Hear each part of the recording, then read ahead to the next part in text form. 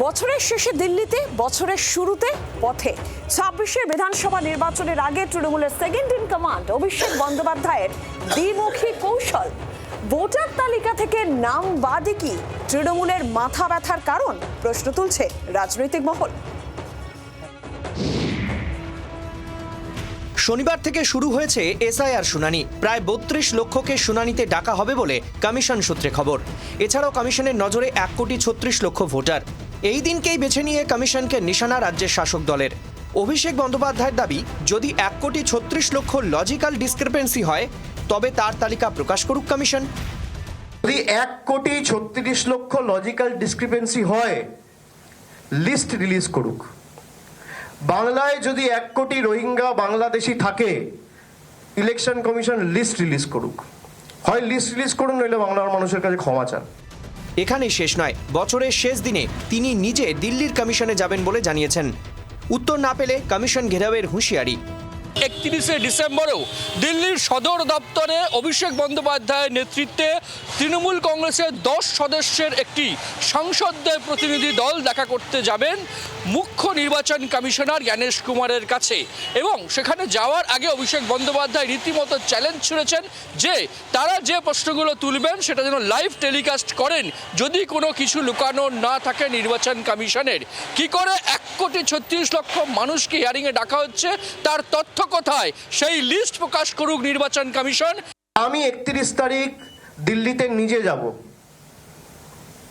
আমি নিজে chief election কমিশনের সাথে দেখা করে সদুত্তর চাইব। আপনার যদি উদ্দেশ্য সঠিক থাকে আর লোকাবার কিছু না থাকে, আপনি লিস্ট রিলিজ করবেন।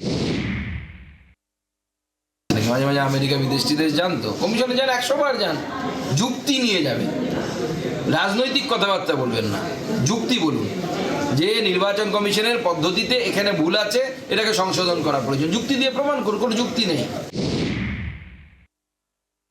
চা, জল, দুধ যা মেলানো মেশানো সব হয়ে গেছে। এখন কি হবে জানি না। ধমকাধমকি করছে কেন তাও জানি না। ধমকাধমকি করে কোনো লাভ হবে না তাও জানি, কিন্তু দেখাতে হবে। বছর শেষের পর নতুন বছরের শুরুতেই অ্যাকশন মোডে তৃণমূল। পথে নামছেন অভিষেক। আমরা আগামী ২ তারিখ থেকে একটা কর্মসূচি শুরু করছি। ২ তারিখ থেকে রাস্তায় থাকব। 2 জানুয়ারি থেকে বিভিন্ন জেলায় আমি নিজে যাব। সেখানে আমার কিছু কর্মসূচি থাকবে, জনসভা থাকবে, রোড শো থাকবে। দিন কয়েক আগেই ভোটার তালিকায় নাম বাদ নিয়ে শুভেন্দু অধিকারীর বোনাস মন্তব্যে জল্পনা তৈরি হয়।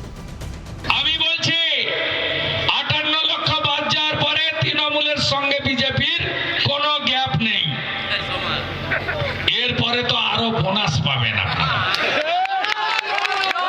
বিজেপি খালি বোনাসের রাজনীতি, হিন্দু মুসলমানের রাজনীতি, টাইট করার রাজনীতি, এজেন্সির রাজনীতি, মানুষের নাম বাদ দেওয়ার রাজনীতি, ঈশ্বরচন্দ্র বিদ্যাসাগরের মূর্তি ভেঙে দেওয়ার রাজনীতি, ভেঙে দাও, গুড়িয়ে দাও, শেষ করে দাও, কেটে দাও, মিটিয়ে দাও, দাঙ্গা লাগিয়ে দাও।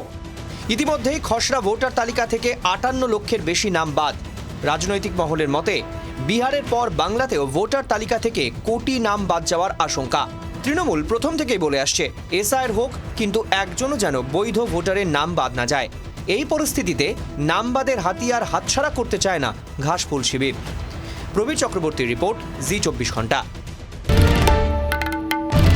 বাংলার আওয়াজ, বাঙালির আবেগ, জি২৪ ঘন্টা।